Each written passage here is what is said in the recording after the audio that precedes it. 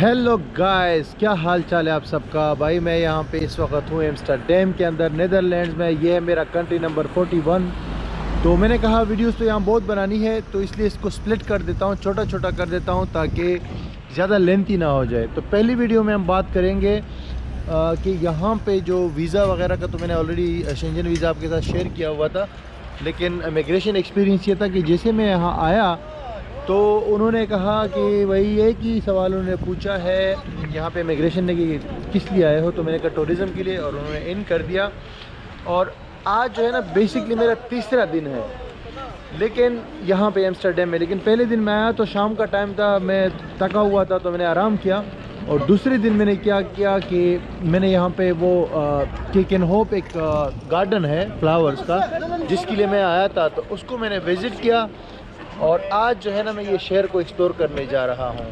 तो सबसे पहले बात करते हैं कि फ़्लाइट वगैरह। फ़्लाइट मैंने यूके से ली थी, 50 पाउंड की मुझे पड़ी थी, ग्लासगो टू एम्स्टर्डम। और उस फ़्लाइट से मैं आया क्योंकि मेरी जो रिटर्न फ़्लाइट है वो इस्तांबुल से है, और मैं आया था लंदन, वापसी मेरी इस्तांबुल से है।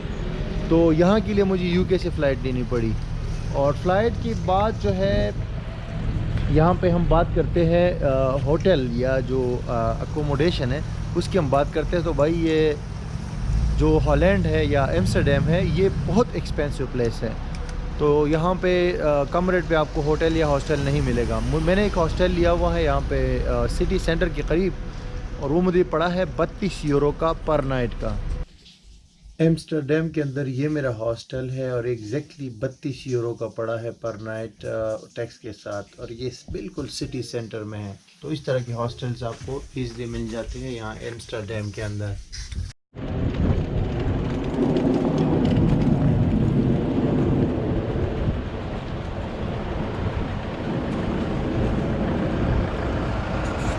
लेकिन रूम से ज़्यादा यहाँ पे भाई खाना पीना जो है वो ज़्यादा महंगा है।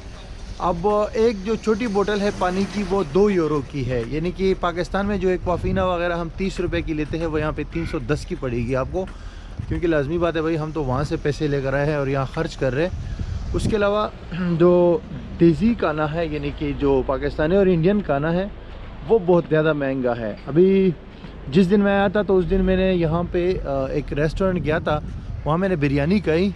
एक प्लेट बिरयानी 20 यूरो की थी, यानी कि आप समझो कि 3-3.5 रुपये की एक बिरयानी हमें पड़ी है, अगर हम वहाँ पे कैलकुलेट करें तो ये बहुत महंगी है। मैं तो समझ रहा था कि लंदन से सस्ता होगा ये एम्स्टर्डम, लेकिन ये बहुत महंगा है। और अभी कल रात को मैंने फिर दोबारा खाना खाया है, सिर्फ दाल, 2 रोटियाँ और एक जो है ना सॉफ्ट ड्रिंक, वो भी मुझे तकरीबन 18-20 यूरो का पड़ा है। तो खाना पीना यहाँ भाईजान बहुत महंगा है।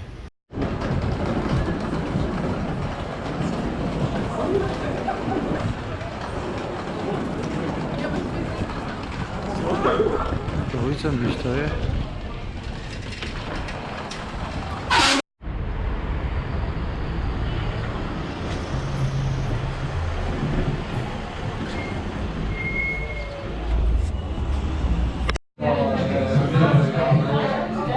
अभी मैं यहाँ पर एक इंडियन रेस्टोरेंट आया हूँ एम्स्टर्डम के अंदर, और मैंने एक दाल मंगाई है और 2 नान मंगाए हैं और एक ड्रिंक, और इसके यहाँ पे तकरीबन 20 यूरो बने हैं। ये आप देख सकते हैं, ये खाना है जनाब, ये देखिए यहाँ के नान, और ये आप देख लीजिए, ये एक दाल कड़ी है इंडियन रेस्टोरेंट के अंदर। कल जब मैं आया था तो मैंने यहाँ पे बिरयानी खाई थी, वो दूसरा एक रेस्टोरेंट था, लेकिन बिरयानी भी 20 यूरो की थी। तो यहाँ पे भाईजान खाना बहुत महंगा है, ख़ासकर इंडियन खाना जो है बहुत ज़्यादा ही महंगा है।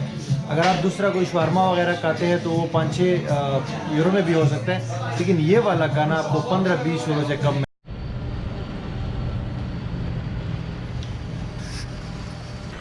एम्स्टर्डम एक ऐसा शहर है कि ये कनाल्स के हवाले से बहुत मशहूर है। आप जहाँ भी जाएंगे तो ये कनाल्स ही कनाल आपको नज़र आएंगे।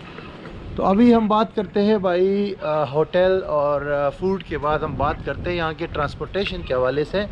बल्कि ट्रांसपोर्टेशन से पहले हम बात करते हैं सिम कार्ड के हवाले से। यूरोपियन यूनियन जो है ये तकरीबन 27-28 मुल्क है, इंक्लूडिंग यूके।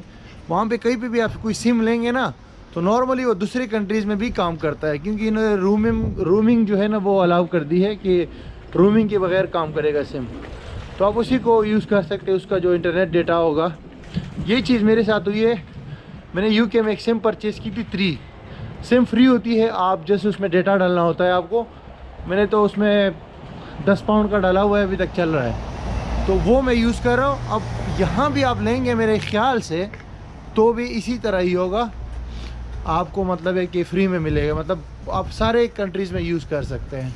उसके अलावा ट्रांसपोर्टेशन का निज़ाम यहाँ पे जो एम्स्टर्डम में है वर्ल्ड क्लास निज़ाम है। यहाँ पे world class buses, trains, cycles भी आप सिटी को एक्सप्लोर कर सकते हैं, और ट्रेन्स वगैरह और सारी चीज़ें अवेलेबल है, और बहुत इजी है यूज़ करना। और चीप तो खैर ये मुल्क नहीं है, हर चीज़ महंगी है यहाँ पे, तो इसीलिए ट्रैवल करना भी ज़रा महंगा है। लेकिन मैंने ट्रेन में भी सफ़र किया है और बस में भी किया है, और दोनों बेहतरीन है। अभी एयरपोर्ट से मैं यहाँ पे सिटी सेंटर आया था। सिटी सेंटर में एक बहुत बड़ा स्टेशन बना हुआ है ट्रेन का, तो मैं यहाँ आया था सिर्फ 5 यूरो में। 5 यूरो का वहाँ से 1 वे टिकट परचेज़ किया और सीधा आ गया अपना ये इधर सिटी सेंटर। अगर आप टैक्सी में आते तो कम से कम 25, 30 या 40 तक यूरो लग जाते। और जो अच्छा, एक ज़रूरी जो है ना एप्लीकेशन है वो आपने डाउनलोड करनी है अगर आप एम्स्टर्डम आते हैं या नीदरलैंड आते हैं। उसका नाम है 9292.nl। इस वेबसाइट पे जाके यहाँ से आप सिंपली डाउनलोड कर सकते हैं वो एप्लीकेशन। और उसको डाउनलोड करने के बाद क्या होता है कि आप सिंपली उसमें अपना डेस्टिनेशन डालें कि कहाँ से कहाँ जाना है, ठीक है।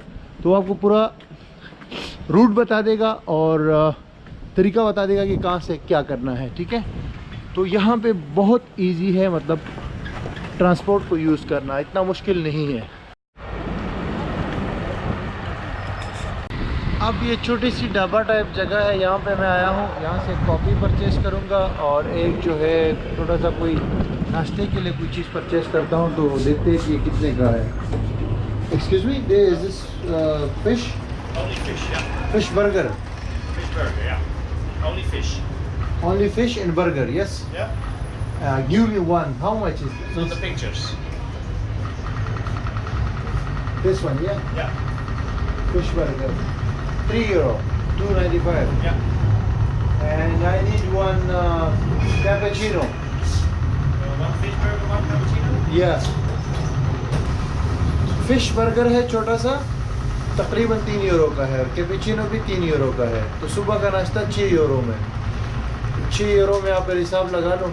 यहाँ के लोग यहाँ पे जो कमाते हैं उनके लिए तो इतना मसला नहीं है।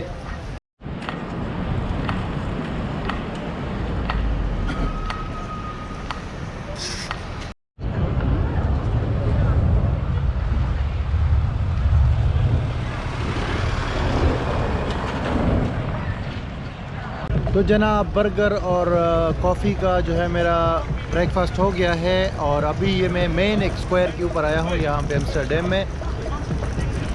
ये सामने मैडम टसाड म्यूज़ियम है और पीछे एक चर्च है।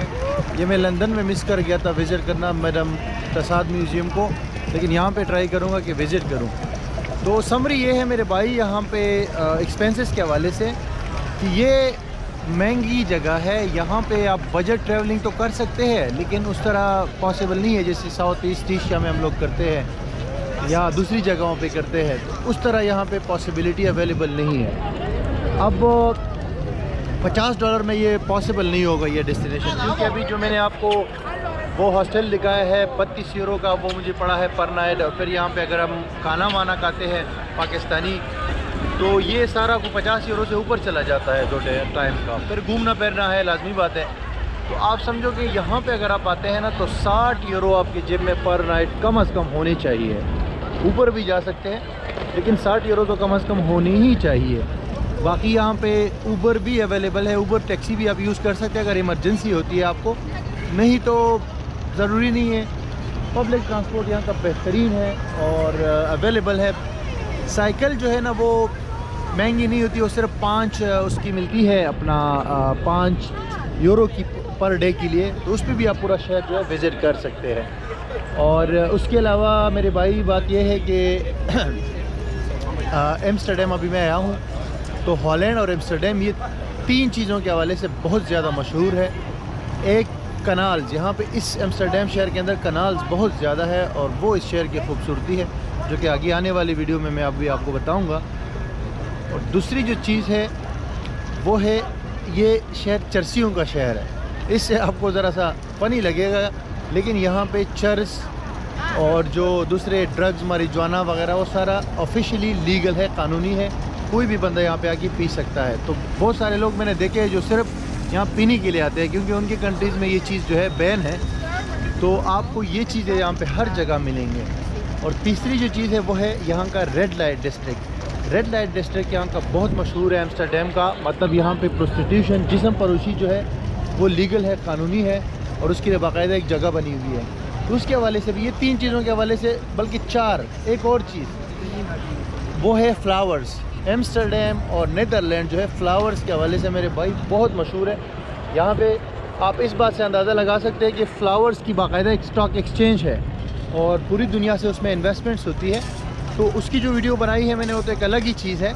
लेकिन एक चीज़ यहाँ मैंने भी डिस्कवर की है जो आपको उसमें बहुत मज़ा आने वाला है, वो सरप्राइज़ है। अगली वीडियो जब अभी मैं बनाऊँगा, ये दोनों वीडियोस मैं एक ही दिन में बना रहा हूँ, लेकिन अगली वीडियो में मैं जाके विज़िट करूँगा और चीज़ें आपको बताऊँगा, तो उससे आपको बहुत ज़्यादा मज़ा आने वाला है।